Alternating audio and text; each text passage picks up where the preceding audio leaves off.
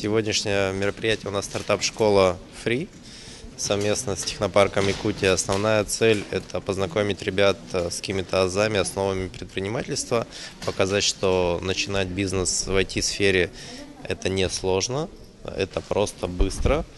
И потенциал у IT-проектов обычно достаточно высокий, можно в короткие сроки заработать достаточно хорошие деньги. У нас зарегистрировалось порядка 150 человек.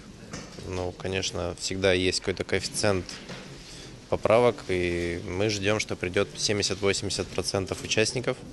Это люди уже либо выпускники, либо уже начинающие предприниматели, сотрудники каких-то компаний, которые задумываются о том, чтобы создать собственный бизнес. На самом деле мы такие мероприятия хотим делать систематически, постоянно. То есть мы будем весенняя, летняя школа и зимняя, наверное, да, школа, то есть зимняя, осенняя, да.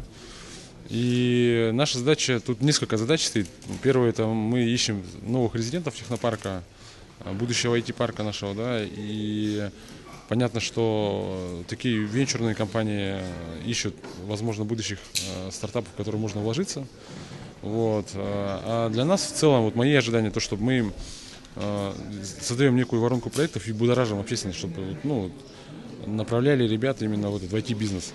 Потому что мы считаем, что это самый перспективный вид бизнеса, направленный в том числе и на экспортную составляющую. Да. Я думаю, что сегодня мы как раз посмотрим, возможно, свежие проекты. Вот этого я хочу. Новые интересные идеи. Очень интересное мероприятие, замечательная возможность для якутян, чтобы получить информацию и знания с первых рук от экспертов, которые приехали из Москвы.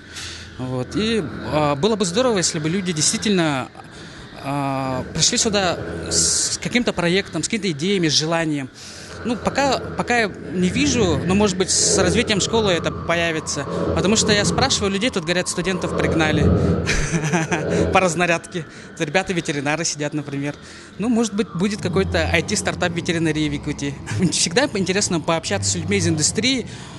Ну, сейчас это не такая большая проблема. Если раньше Якутия была отделена от большой земли, от информации, то сейчас есть интернет, и можно общаться с любым экспертом, с любым специалистом по скайпу, в режиме онлайн, в любой точке мира. Поэтому, это очень интересно пообщаться с такими людьми, которые знают и умеют работать со стартапами на федеральном уровне.